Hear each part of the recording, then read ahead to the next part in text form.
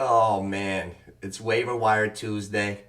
I'm 0-2 in all three leagues. I always tell you guys, I'm not here to be an expert. I love talking sports. I dive into it. Some years I feel like I'm dialed in right from the beginning, and some years it's like throw up my hands.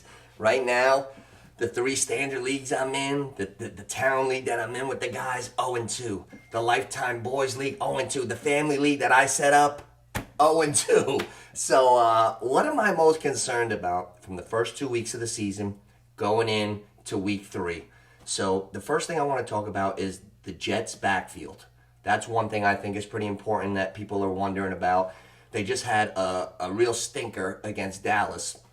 And what do I think about that? If you drafted Brees Hall and Dalvin Cook, let's go if for the double binger guys, because a lot of guys have been taking handcuffs of backs over the years, and now with no real number one, especially on the Jets, I know a lot of people that took both. So let's treat them as one first. Jets backfield. I would not panic yet. I would not panic because they only had 4 carries apiece against Dallas.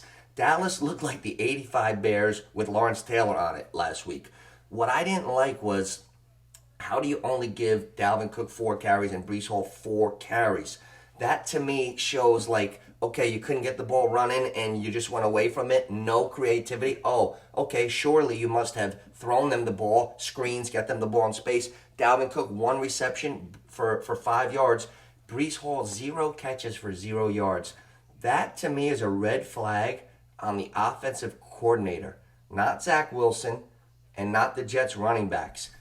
Slight red flag on the offensive coordinator. I'm a little bit worried why they weren't able to get the Jets running backs the ball in space, through the air, anything a little bit creative other than 8 carries for 16 yards, 1 catch for 5 yards.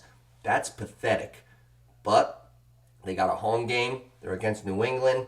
If the Jets don't try to run the ball and get the ball into their playmakers' hands, they're in for a long year. So I'm a little worried about the whole coaching staff on the Jets. They refuse to play man-to-man on defense with the best cornerback that I've seen since like Dion. So they won't guard CD with Sauce, and now they're not running the ball with their backs. So a little slight panic button on the Jets, and we'll leave it at that for their backs. I like Brees Hall going forward. I think Brees Hall is the workload's going to go up, and he's going to be fine. Not sure about Dalvin Cook, but I believe the Jets have to play completely different. So slight panic button, but I'm looking for much better production, and I'm starting both of them in my double flex this Sunday. But I'm 0-2. Grain of salt. The next guy I'm really concerned about is a guy that the Chicago Bears decided to keep. The Chicago Bears gave up the number one pick in the NFL draft a couple months ago, and they decided to go all in on Fields.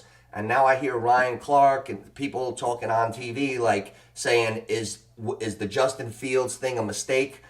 I'm not a big fan of that. I don't have that much of amnesia. I realize that this looks like the preseason to me. When I was growing up, they played one full game, 3/4 of the game before, a little bit of the game before. So by the time you're in week 2, you're humming.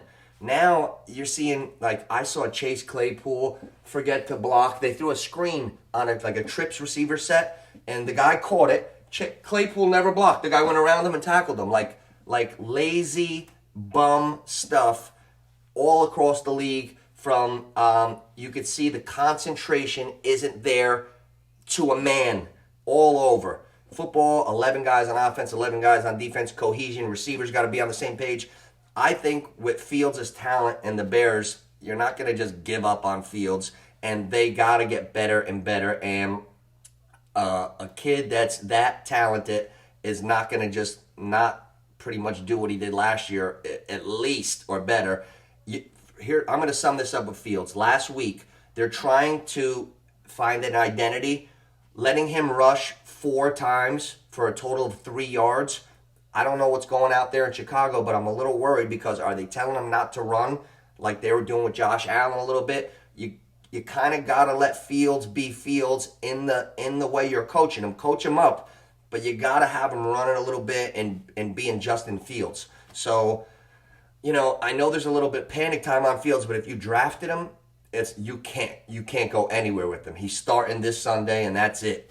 So you can't draft these guys in August and bail on them in the sloppiest season ever after 2 weeks. So that's how I feel about that. Now, Deshaun Watson, I have a little bit. This is my third guy.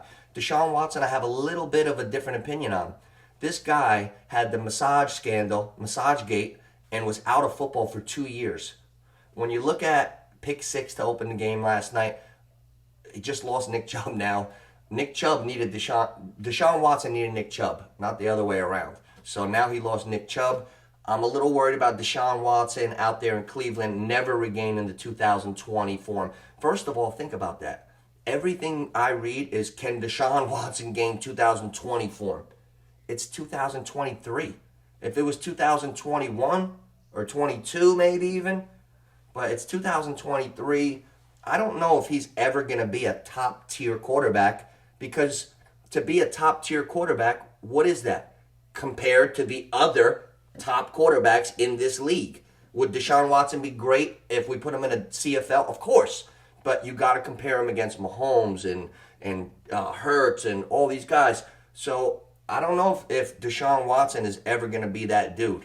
So again, Deshaun Watson, panic button.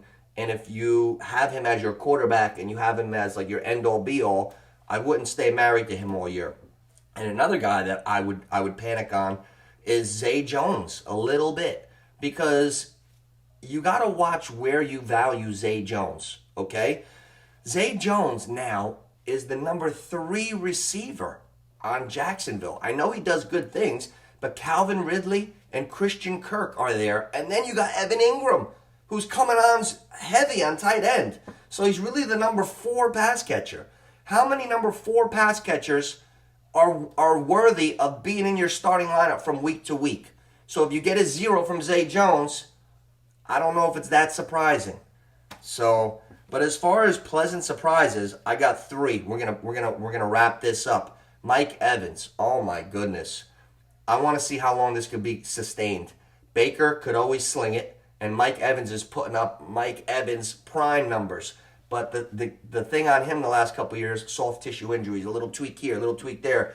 Football, the goalposts always change. It's always fluid with health. You can't talk about anything without talking about a guy who's tearing shit up about his health and how it's been. So Mike Evans, can he make it? Here's another guy.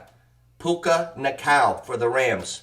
35 targets, 25 catches, 267 yards in 2 games. This guy has become the best receiver in the league, like one of them, overnight. There's no Cooper Kupp. This is a guy who slipped in the draft because of injuries. McVay and the Rams were thrilled to get him, but he went in the 4th round because of injuries in college. So he's supposed to be, from what I've been reading, a super receiver. If he's on your waiver wires, if you're in a fantasy league with your buddies and nobody has Puka Nacua, Puka, last name Nacua, then you have a top tier receiver. Go get him right now. Turn me off and go get him. And then, as far as quarterbacks, like I was just saying about Deshaun Watson, I took a peek at the leading quarterbacks in the NFL right now. The number 1 quarterback is a guy who can't stay healthy, Tua, okay? 2, 3, 4, and 5 are Kirk Cousins, Matthew Stafford, 148 years old, C.J. Stroud, and Jared Goff, who was ranked after Anthony Richardson in the preseason ESPN rankings. So, like, how stupid am I for holding 2 quarterbacks on my roster? You guys, the top 5 quarterbacks, one is a guy nobody expects to make it, and the other 4 are not even drafted anywhere in the first 6 rounds of anybody's league. So that's what we got here. This is the panic button and, surprises and duds so far going into week 3. And leave your comments. Let me know what you think. And I'm going to have the videos set up from week to week. I love the radio style live streams. So as the season starts, I always get into that naturally first. Now I got the schedules going.